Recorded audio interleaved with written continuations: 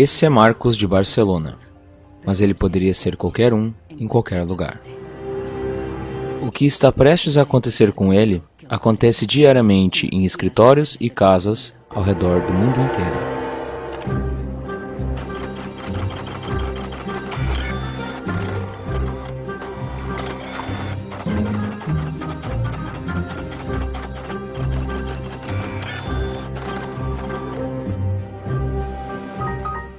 Uma parte dentro da impressora falhou e o fabricante manda ele para assistência técnica.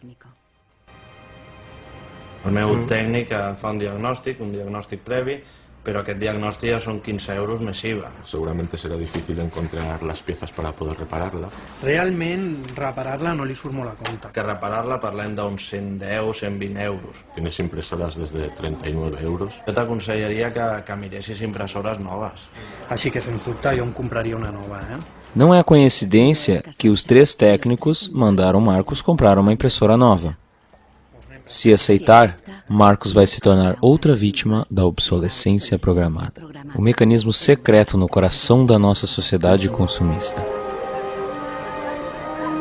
Nosso propósito na vida parece centrado em consumir coisas com crédito, pegar empréstimos para pagar coisas que não precisamos.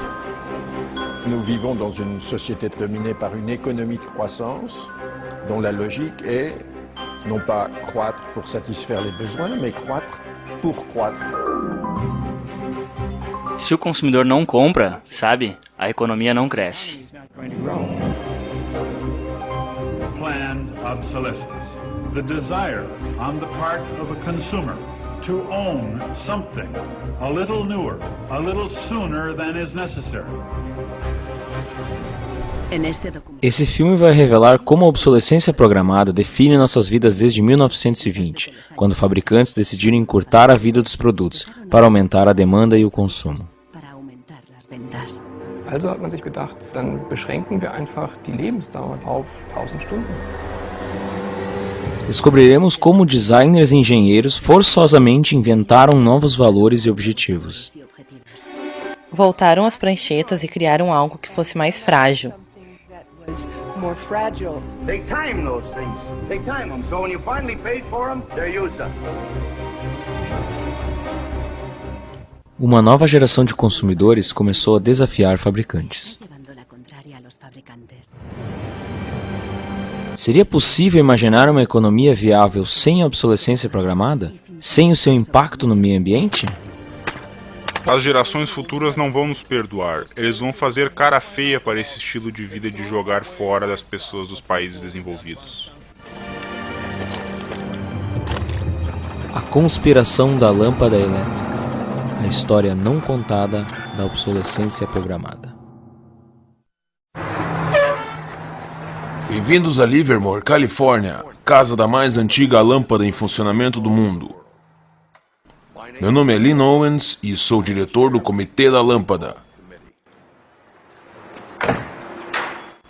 Foi em 1972 quando descobrimos que a lâmpada pendurada na estação de bombeiros era uma lâmpada diferente.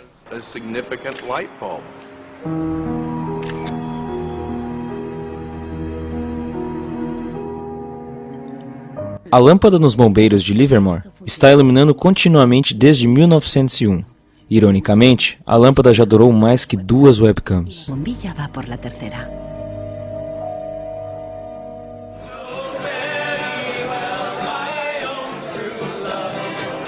Em 2001, quando a lâmpada fez 100 anos, os moradores de Livermore fizeram uma grande festa no estilo americano. Se houvesse umas 200 pessoas, ficaríamos felizes. E acabamos com 800 a 900 pessoas comparecendo.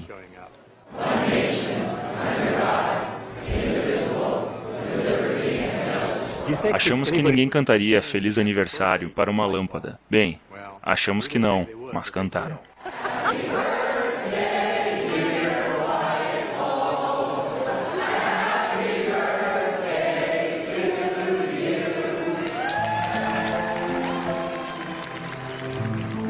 Esta lâmpada era produzida em uma cidade chamada Shelby, em Ohio, em 1895, e montado por moças, cuja foto temos aqui. e por estes cavalheiros que investiram na empresa. O filamento foi inventado por Adolf Chalet, que o projetou para durar muito.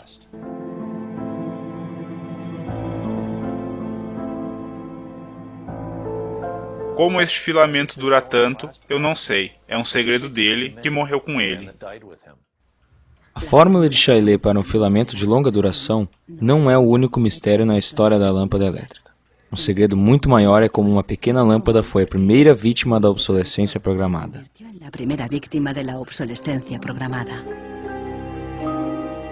Weihnachten 1924 war ein ganz besonderer Tag. In einem Hinterzimmer in Genf trafen sich einige Herren in Nadelstreifenanzügen, um einem geheimen Plan nachzugehen.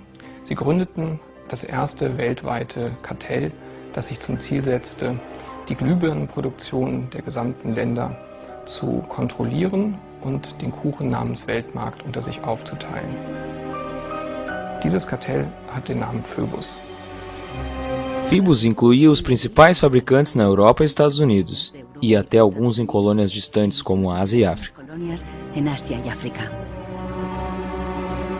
Das Ziel ist gewesen, Patente auszutauschen, die Produktion zu kontrollieren und vor allem aber den Verbraucher zu kontrollieren. Es ist umso besser für diese Firmen, wenn der Verbraucher regelmäßig Glühlampen kauft, und wenn die Glühlampen lange brennen, ist das ein ökonomischer Nachteil. Inicialmente, os fabricantes queriam uma vida longa para suas lâmpadas.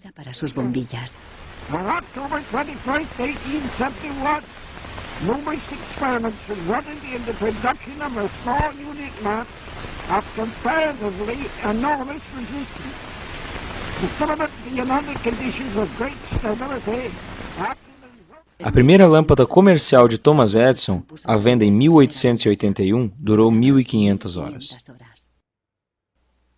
Em 1924, quando o cartel Phoebus foi criado, os fabricantes anunciavam orgulhosamente 2.500 horas de vida útil e destacavam a longevidade de suas lâmpadas. Also hat man sich bei Phoebus gedacht, dann beschränken wir einfach die Lebensdauer dieser einzelnen Glühbirnen auf 1000 Stunden. 1925 wird ein entsprechendes Komitee gegründet, das 1000-Hour Life Committee, was sich zum Ziel setzt, auf technischer Basis die Lebensdauer der Glühlampen auf diese Brenndauer zu beschränken. Mais de 80 anos depois, Helmut Hugge, um historiador de Berlim, encontra provas das atividades do comitê escondidas nos documentos internos dos fundadores. Empresas como Philips na Holanda, Osram na Alemanha e Companhia da Lâmpada na França. Aqui temos um documento do cartel que diz: a vida média de lâmpada para uso geral não deve ser garantida, publicada ou oferecida por outro valor que não seja 1000 horas.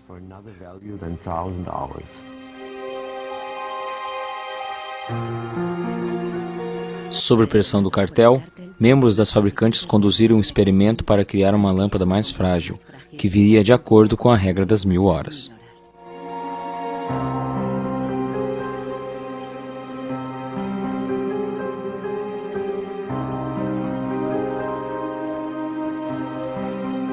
Toda a produção era monitorada para que membros do cartel cumprissem. Eine Maßnahme bestand beispielsweise darin, einen Prüfstand zu errichten, in dem viele kleine Sockel zu finden sind, in die dann wiederum einzelne Exemplare aus verschiedenen Produktionsreihen eingeschraubt wurden, und Firmen wie Osram haben dann genauestens protokolliert, wie lange diese Lampen brannten. Phoebus forçou suas regras através de uma elaborada burocracia. Membros eram multados pesadamente se suas metas de vida útil mensal ficassem acima do esperado.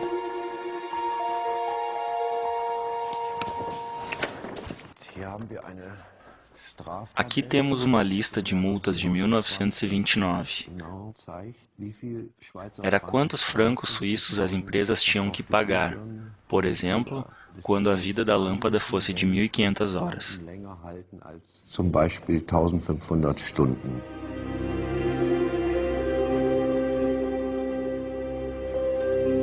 À medida em que a obsolescência programada surtia efeito, a vida útil começou a cair. Em apenas 2 anos passou de 2.500 horas para menos de 1.500. Nos anos 40, o cartel atingiu seu objetivo. 1.000 horas tornou-se o padrão para lâmpadas elétricas.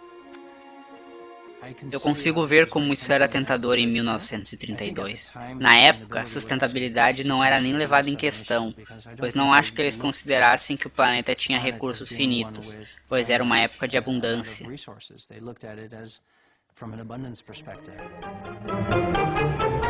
Ironicamente, a lâmpada sempre foi um símbolo de ideias e inovação, e acabou sendo o melhor e mais antigo exemplo de obsolescência programada.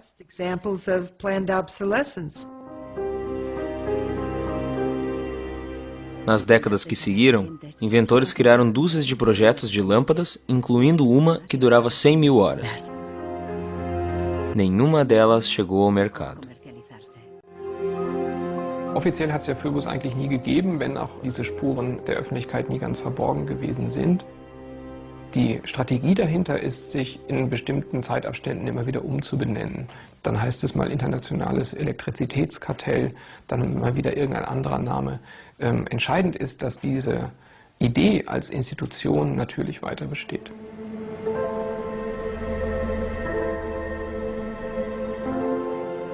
Em Barcelona, Marcos não seguiu os conselhos de trocar sua impressora.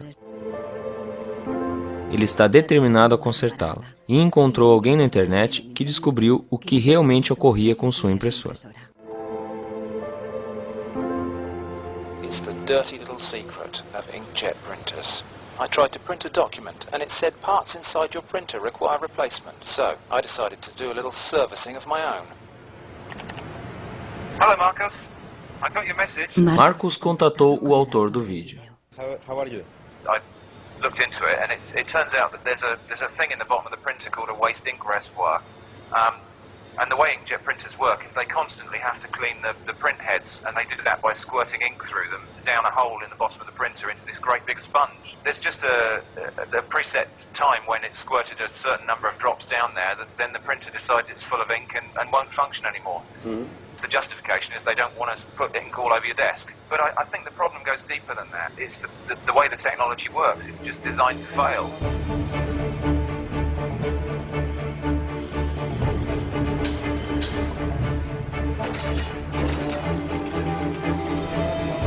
A obsolescência programada surgiu ao mesmo tempo que a produção em massa e a sociedade de consumo. O dilema dos produtos serem feitos para durarem menos é parte do padrão que começou com a Revolução Industrial, quando as novas máquinas produziram bens muito mais baratos, o que foi ótimo para os consumidores, mas não havia mercado para tantas máquinas e tanta produção. But consumers couldn't keep up with the machines. There was so much production. No início de 1928, uma revista influente alertava que um produto que não estraga é uma tragédia para os negócios. De fato, a produção em massa tornou vários bens largamente disponíveis. Os preços caíram e muitas pessoas começaram a comprar por prazer e não por necessidade. A economia atingia seu auge.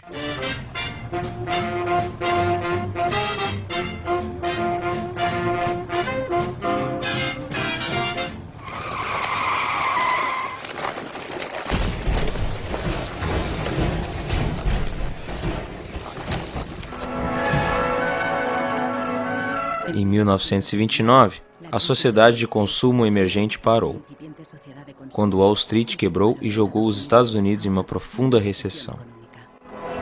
Unemployment reached staggering proportions. In 1933, 1/4 of our labor force was unemployed. As pessoas não mais procuravam por bens, mas por trabalho e comida. De Nova York veio uma proposta radical para renovar a economia. Bernard London, um famoso corretor de imóveis, sugeriu terminar com a depressão fazendo a obsolescência programada compulsória por lei. Era a primeira vez que o conceito era colocado por escrito. Pela proposta de Bernard London, todos os produtos teriam uma vida útil pré-definida, ao final da qual seriam considerados legalmente mortos. Os consumidores os entregariam a uma agência governamental, onde seriam destruídos. Ele tentava chegar a um equilíbrio entre trabalho e o capital, onde sempre haveria um mercado para novos produtos, sempre haveria demanda para o trabalho e lucro para o capital.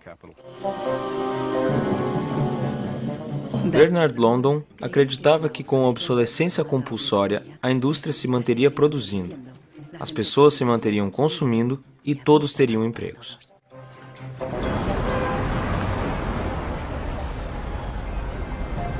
Gill Slade foi a Nova York para investigar a pessoa atrás da ideia. Ele queria descobrir se a obsolescência de Bernard London se tratava apenas de lucros ou se tentava ajudar os desempregados. Eu tenho uma foto de Bernard London. Dorothea Weitzner lembra-se de ter encontrado Bernard London nos anos 30, durante um evento familiar. Não me diga qual deles é. Oh, que interessante. Sim, definitivamente ele parece intelectual. Você encontrou Bernard London em 1933? Quando eu tinha uns 16 ou 17 anos, meu pai tinha um grande Cadillac, que era do tamanho de um Zeppelin. Minha mãe estava dirigindo como uma chofer. Papai estava na frente e o senhor e a senhora London estavam atrás da grande limusine. Papai disse que o Sr. London ia explicar sua filosofia para mim. Era um homem interessante, e ele me disse, em poucas palavras, qual era a sua ideia para reduzir a depressão, pois estávamos em uma bagunça econômica que era pior do que hoje. Ele era obcecado por sua ideia, como um artista obcecado por sua pintura. Ele, na verdade, sussurrava para mim no ouvido, com receio de que sua teoria fosse muito radical. Na verdade, a proposta de Bernard London foi ignorada, e a obsolescência obrigatória por lei nunca foi colocada em prática.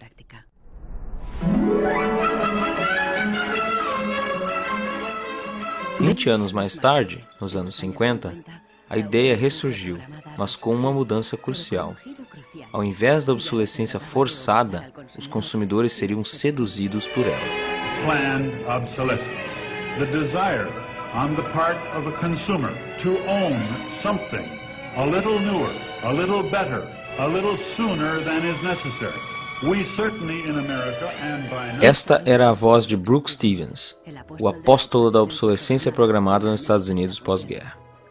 Este exuberante designer industrial criou de tudo, de utilidades domésticas a carros e trens, sempre com a obsolescência programada em mente.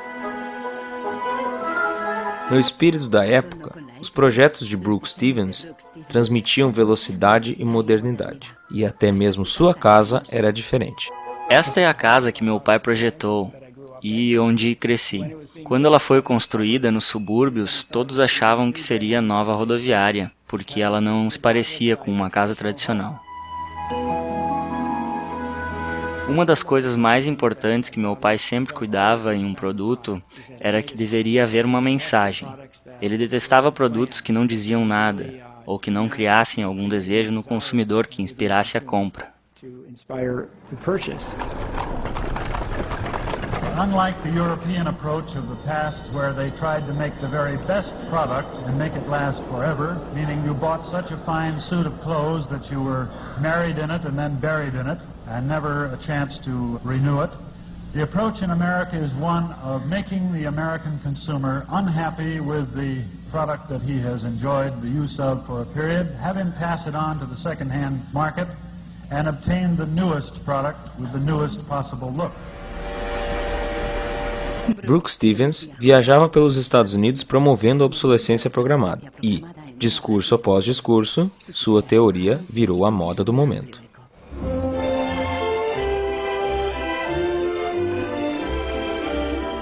Women and men alike are increasingly interested in the look of things.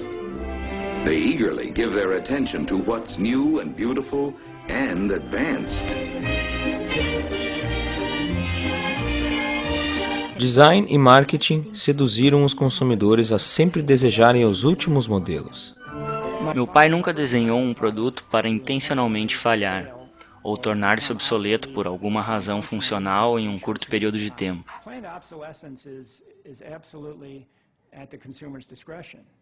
Ninguém forçava o consumidor a entrar numa loja e comprar um produto. Eles faziam isso por escolha própria. They go in under their own free will. That's their choice.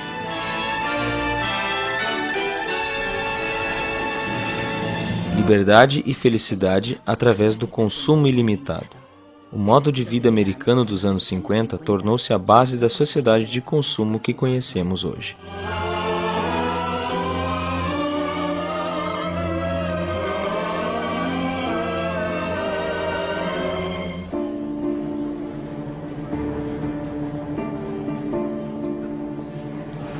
Sem a obsolescência programada, este lugar não existiria.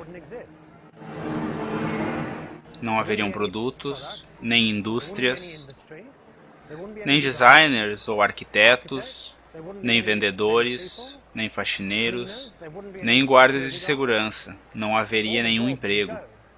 De quanto em quanto tempo vocês trocam de celulares? Uma vez por ano? Atualmente, a obsolescência programada é parte intrínseca do currículo das escolas de engenharia e design.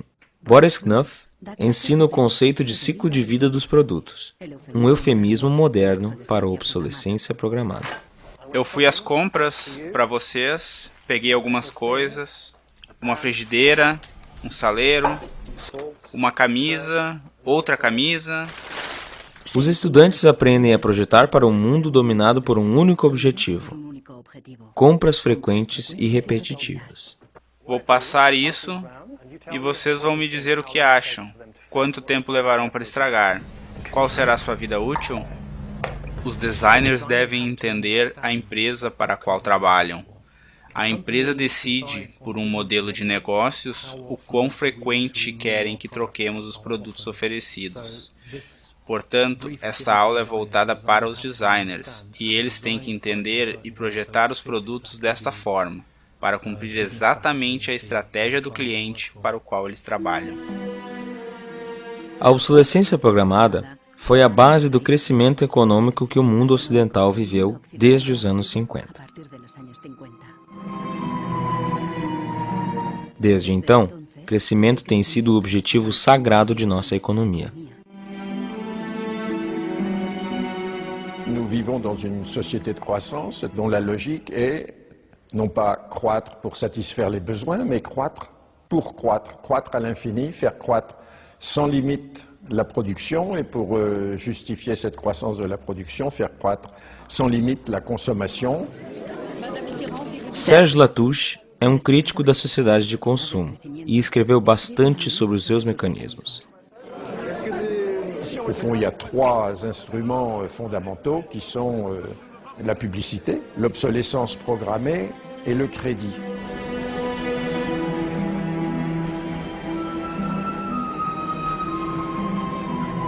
Durante a última geração, nossa vida resume-se a consumir e contrair dívidas para comprar coisas que não precisamos, o que não tem sentido.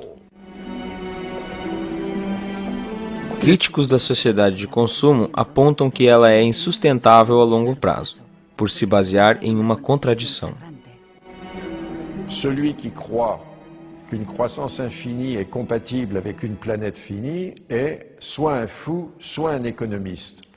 Le drame, c'est qu'au fond, nous sommes tous des économistes maintenant.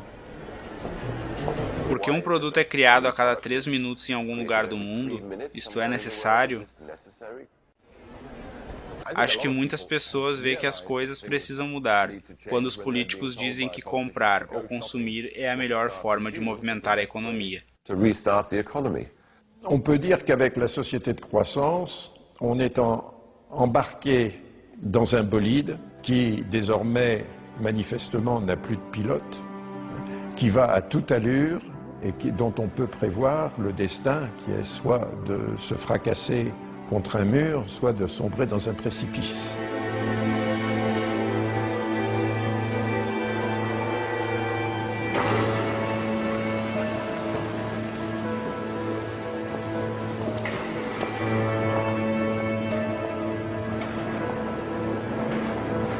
Lendo os manuais de serviço de várias impressoras, Marcos descobriu que a vida útil de muitas delas é definida pelos engenheiros desde o início.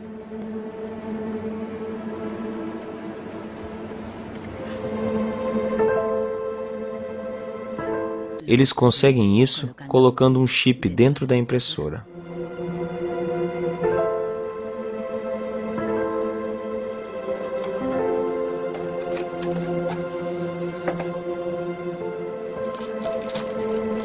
Hi he trobat el xip, que és una EEPROM, que és un xip on es guarda una compta d'impressions. I quan s'arriba a una determinada compta és quan es bloqueja la impressora i deixa d'imprimir.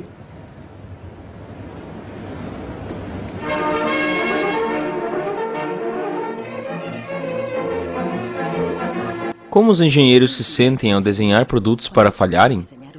Esse dilema é abordado em um filme britânico de 1951, onde um jovem químico inventa um fio que dura para sempre. Ele acredita que um grande progresso foi atingido.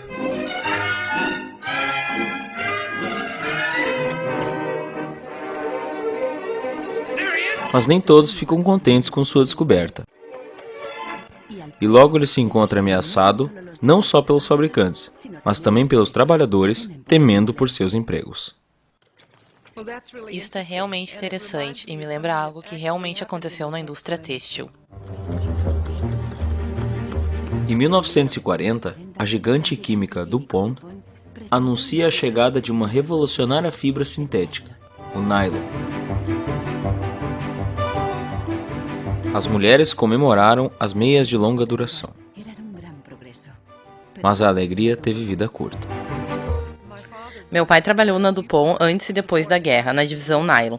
Ele me contou histórias sobre quando o nylon apareceu e eles tentaram usá-lo em meias. Pediram aos homens da sua divisão para levar as meias para casa para que suas esposas e namoradas testassem. Meu pai trouxe para minha mãe e ela ficou maravilhada com o produto porque ele era muito resistente.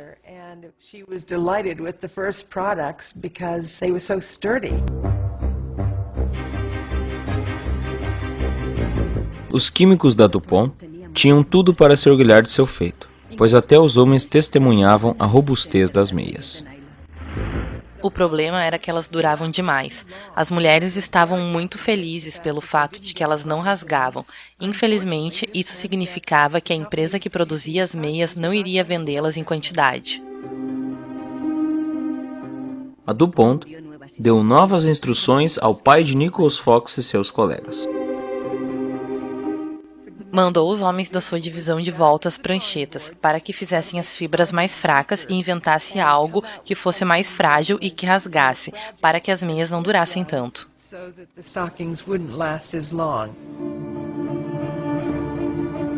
Os mesmos químicos que usaram seus talentos para criar um nylon durável, tiveram que se ajustar e fazê-lo mais frágil.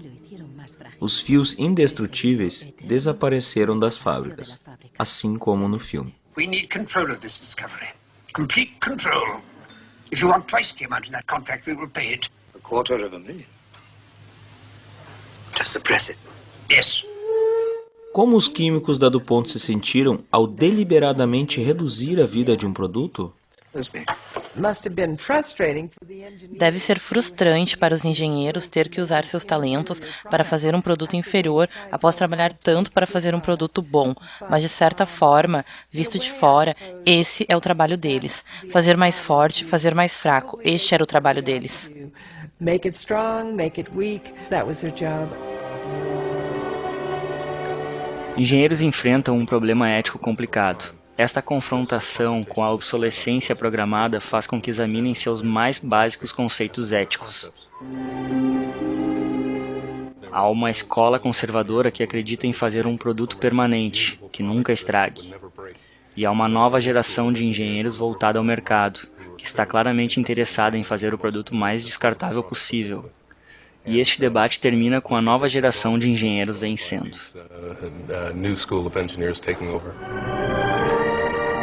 A obsolescência programada não afeta apenas engenheiros. A frustração do consumidor comum é mostrada no clássico filme de Arthur Miller, A Morte de um Vendedor. Assim como Willy Lomax, tudo o que consumidores podem fazer é reclamar, impotentes. Once in my life, I'd like to own something outright before it's broken. I'm always in a race with the junkyard. Just finished paying for the car and it's on its last legs. The refrigerator consumes belts like a crazy maniac. They time those things. They time them, so when you finally paid for them, they're used up. Mal sabem os consumidores que, do outro lado da cortina de ferro, nos países do Bloco Oriental, havia toda uma economia sem obsolescência programada.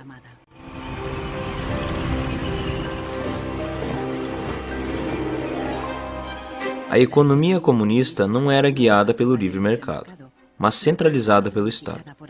Era ineficiente e atormentada pela falta crônica de recursos. Num sistema assim, a obsolescência programada não fazia sentido.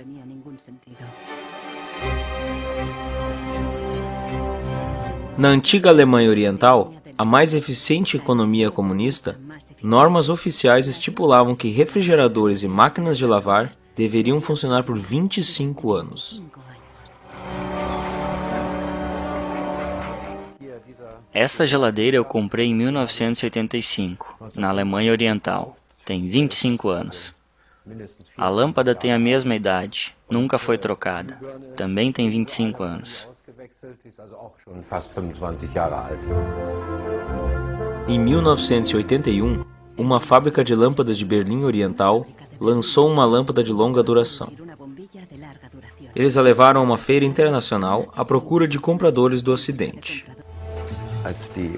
Quando a Alemanha Oriental, em 1981, apresentou esta lâmpada em uma feira em Hanover, nossos colegas do Oeste disseram: "Vocês vão nos deixar desempregados." E nós, engenheiros de Narva, respondemos: "Pelo contrário. Economizando recursos e não desperdiçando tungstênio, nós vamos manter os empregos de todos." Os compradores do Ocidente rejeitaram a lâmpada. Em 1989, o Muro de Berlim foi derrubado. A fábrica foi fechada e a lâmpada parou de ser produzida. Hoje, ela pode ser vista em exposições e museus.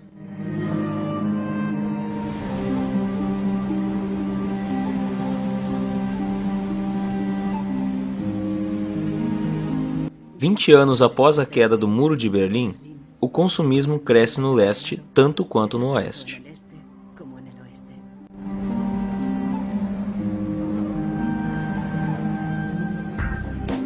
Mas há uma diferença. Na era da internet, os consumidores estão prontos para lutar contra a obsolescência programada. O primeiro movimento importante que fizemos foi o filme contra o iPod. Eu estava completamente quebrado após comprar um iPod por $500. E 8 ou 12 meses depois, a sua bateria morreu. Eu liguei para a Apple pedindo para trocarem a bateria e a política deles na época mandava os usuários comprarem um novo. Was to tell their customers to buy a new iPod. Might as well go get a new one. Apple doesn't offer. No. Apple doesn't offer a new battery for the iPod? No. Não era a bateria ter morrido que me irritava, porque no meu celular Nokia a bateria morre e eu compro uma nova. E mesmo em meu laptop Apple, quando a bateria morre, pode-se trocá-la. Mas no iPod, que era caro, quando a bateria morria, você tinha que trocá-lo inteiro. Então, meu irmão teve a ideia de fazer um filme sobre isso. Usamos um gabarito tipo stencil e spray e marcamos todos os anúncios de iPod que achamos na cidade. A bateria do iPod não pode ser trocada e dura só 18 meses. Nós colocamos o vídeo em nosso site ipodsdirtysecret.com. No primeiro mês, 6 semanas, estava em 5, 6 milhões de visualizações e o site foi a loucura. Uma advogada de São Francisco, Elizabeth Pritzker, soube do vídeo e, junto com seus associados, decidiu processar a Apple pela vida útil da bateria do iPod. Meio século após o caso das lâmpadas, a obsolescência programada seria julgada de novo. Quando começamos este litígio, 2 anos após o início do iPod, a Apple já havia vendido 3 milhões de iPods nos Estados Unidos. Muitos dos usuários dos 3 milhões de iPods estavam tendo problemas com as baterias e queriam processar. Um deles era Andrew Wesley. Nós selecionamos, entre os consumidores que nos ligaram, pessoas que fossem representativos em uma ação de classe.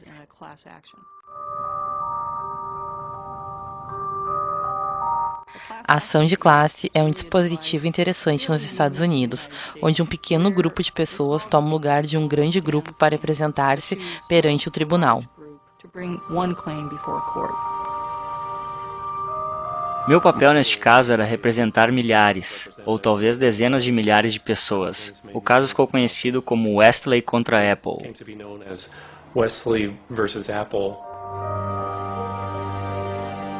Quando meus amigos e família souberam deste grande processo, acharam que eu havia me tornado um radical. Ou processar, seria o novo Erin Brockovich. Em dezembro de 2003, Elizabeth Pritzker entrou com o caso na corte de São Mateus, a apenas algumas quadras da sede da Apple.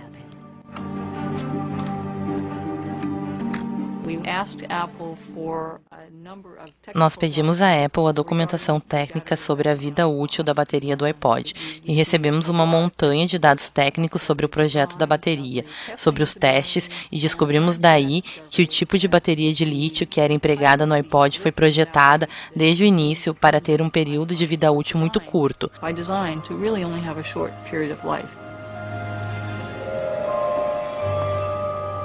Eu realmente acredito que o projeto do iPod foi intencionalmente feito para ter uma obsolescência programada. Após alguns meses de tensão, as partes chegaram a um acordo. A Apple fez um recall nas baterias e estendeu a garantia para 2 anos. Aos reclamantes foi oferecida uma compensação.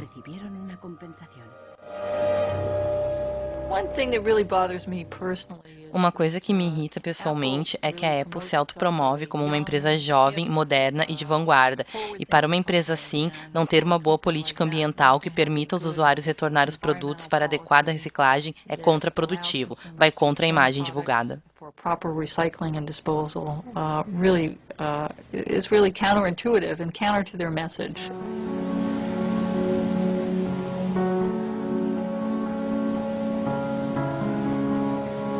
A obsolescência programada produz um fluxo constante de lixo, que é enviado a países do terceiro mundo, como Gana, na África.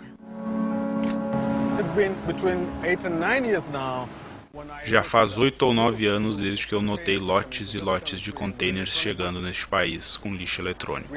Eram computadores e televisores obsoletos, que ninguém mais queria nos países desenvolvidos.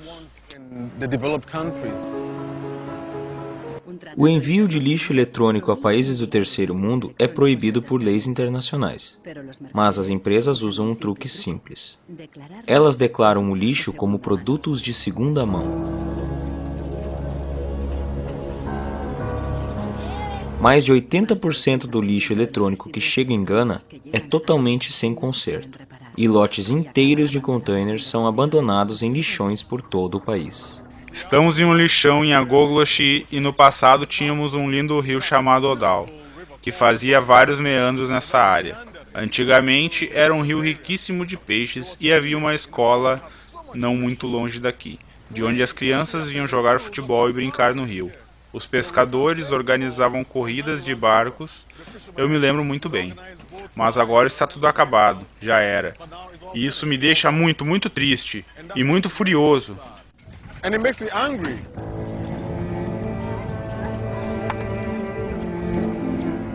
Hoje, não há crianças brincando aqui após as aulas. Ao invés disso, filhos de famílias pobres vêm aqui para catar metais. Elas queimam a capa plástica dos fios dos computadores para levar o metal de dentro.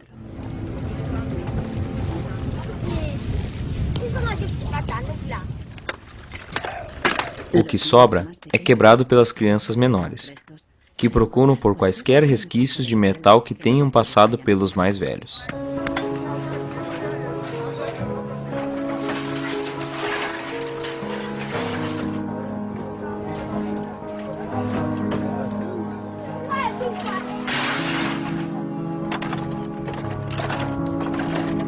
As empresas que enviam esse lixo dizem: estamos tentando quebrar a barreira digital entre a Europa, Estados Unidos e o resto da África, como Gana. Mas a realidade é que estes computadores que eles mandam para cá simplesmente não funcionam.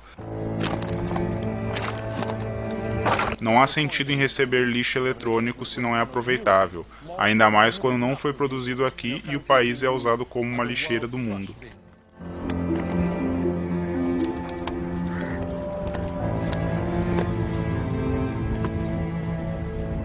O lixo que por tanto tempo foi escondido de nossas vistas está agora voltando à nossa vida, de uma forma inevitável. A economia do descartável está nos afogando, porque não há mais espaço físico para colocar o lixo. Eu acho que, com o passar dos anos, nós vamos descobrir que o planeta em que vivemos não pode sustentar isso para sempre.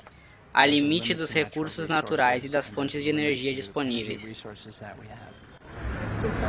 As gerações futuras não vão nos perdoar. Eles vão fazer cara feia para esse estilo de vida de jogar fora das pessoas dos países desenvolvidos. Pessoas de todo o mundo começaram a lutar contra a obsolescência programada. Mike Anani está lutando a partir do lado recebedor. Ele resolveu começar coletando informações. Aqui onde eu guardo lixo eletrônico e as etiquetas de patrimônio. Esta aqui diz Amo Center, Nordvestjylland. É da Dinamarca. Esta é da Alemanha, fácil ver. Westminster College, Estados Unidos. Apple devia saber. É uma empresa que alega ser tão ecológica. Muitos produtos da Apple são largados aqui. Meu banco de dados contém as etiquetas de patrimônio, os endereços e telefones das empresas proprietárias do lixo eletrônico que é largado em Ghana. The electronic waste that have been dumped in Ghana. Mike pretende transformar essas informações em evidências para um processo.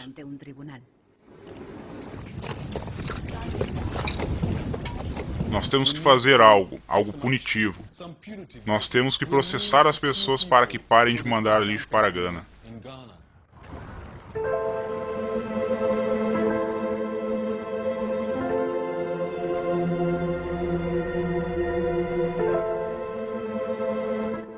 Marcus está na internet de novo, procurando uma forma de aumentar a vida de sua impressora.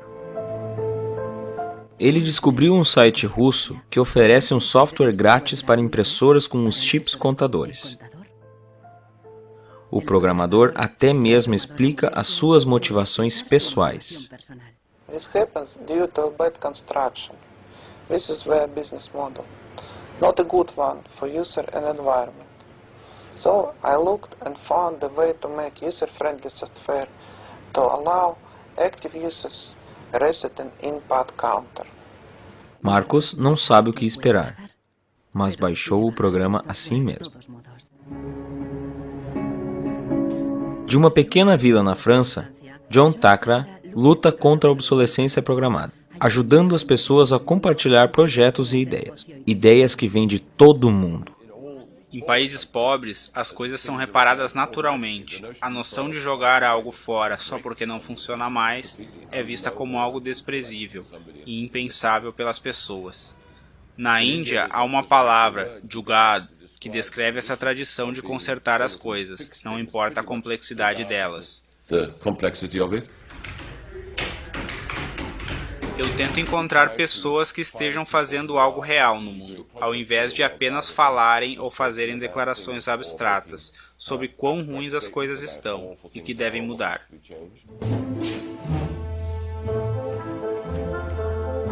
Uma dessas pessoas é Warner Phillips, descendente da dinastia dos fabricantes de lâmpadas.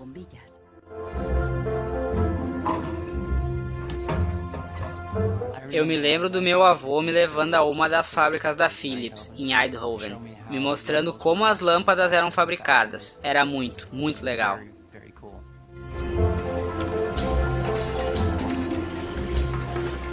Quase 100 anos após a criação do cartel das lâmpadas, Warner Phillips segue a tradição familiar com outra filosofia. Ele produz uma lâmpada LED que dura 25 anos. It's not like there's a green world and there is a business world. Proteção ambiental e negócios não são dois mundos diferentes. Sustentabilidade é a melhor forma para construir um negócio. E a única forma para fazer isso, eu acredito, é considerar no custo real do produto os recursos que foram usados, a energia consumida e os custos indiretos de transporte. Si on faisait vraiment payer aux transporteurs le coût réel du transport, sans parler du fait que le pétrole est une ressource non renouvelable et pour lequel on n'a pas vraiment de substitut, je dirais que le prix du transport devrait être multiplié par 20 ou 30. Se você considerar tudo isso em cada produto fabricado, haveria enorme incentivo aos fabricantes e empresários em todo o mundo para fazer produtos que durassem para sempre. A luta contra a obsolescência programada só pode ser atingida repensando a engenharia e produção dos bens de consumo. Um novo conceito chamado do berço ao berço afirma que, se as fábricas funcionassem como a natureza, a própria obsolescência programada se tornaria obsoleta. Wenn man über Umweltschutz redet, meint man bei uns immer sparen, verzichten, vermeiden, reduzieren, Nullabfall, weniger schädlich. Wenn man sich die Natur aber im Frühling anschaut, ein Kirschbaum, kein Sparen, kein Verzichten, kein Vermeiden. A natureza produz abundantemente, mas as flores que caem, folhas mortas e outros materiais descartados não são desperdiçados. Eles se transformam em nutrientes para outros organismos. Um ciclo. Die Natur kennt keine Abfälle, sondern sie kennt nur Nährstoffe. Braungart acredita que a indústria pode imitar esse ciclo da natureza. Ele provou que isto é possível ao reprojetar o processo de produção de uma empresa têxtil suíça. Wenn man zum Beispiel einen Stoff hat, dazu ein Sofa damit bezieht oder einen Stuhl, dann sind die Zuschnitte, was man abschneidet, so giftig, dass es als Sondermüll entsorgt werden muss. Braungart descobriu que centenas de produtos altamente tóxicos eram rotineiramente usados na fábrica. Para a produção de novos tecidos, Braungart e sua equipe as reduziu a 36 substâncias biodegradáveis. Wir suchen jetzt alle Zutaten raus, dass man sie auch essen könnte. Das heißt, Sie können die klein schneiden und in Müsli packen, wenn Sie wollen. Wenn man eine Müllgesellschaft hat, ist jedes kurzlebige Produkt natürlich ein Müllproblem. Wenn es aber eine Gesellschaft ist, die Nährstoffe macht, ist jedes kurzlebige Produkt wieder eine Chance, etwas Neues zu machen. Para os mais radicais críticos da obsolescência programada, reformar a produção não é suficiente. Eles querem que repensemos todo o sistema econômico e nossos valores. C'est une vraie révolution. C'est d'abord une révolution culturelle, parce que c'est un changement de paradigme, c'est un changement de mentalité. Essa revolução é chamada decrescimento. Serge Latouche viaja de conferências a conferências, explicando como chegar a isto na sociedade como um todo. La décroissance, c'est un slogan provocateur qui a pour fonction de rompre avec le discours un peu euphorisant de la croissance possible, infinie, soutenable, et donc pour marquer la nécessité de changer de logique. L'essentiel du programme, en quelque sorte de la décroissance, tient en un mot réduire. Réduire notre empreinte écologique, réduire nos gaspillages, notre surproduction, notre surconsommation.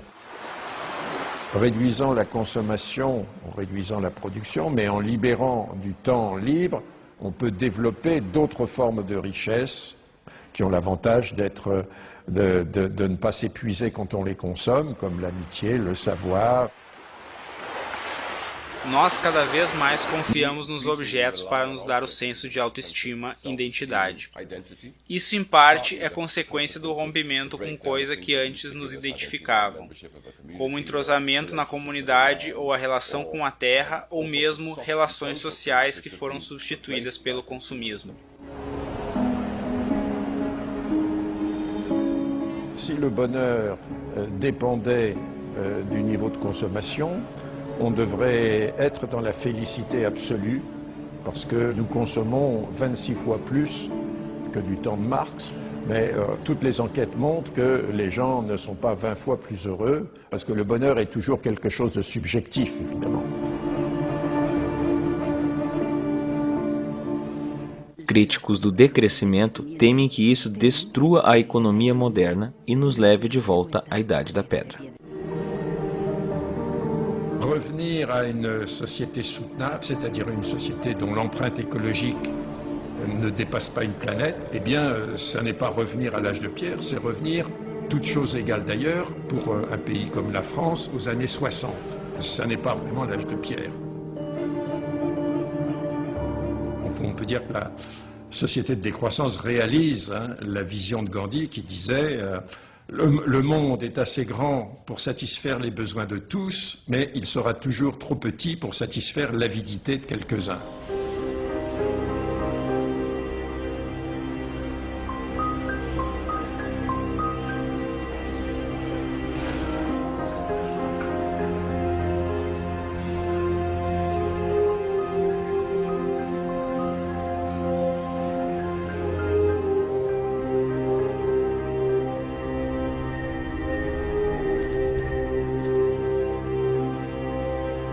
Marcos está instalando o software russo em seu computador.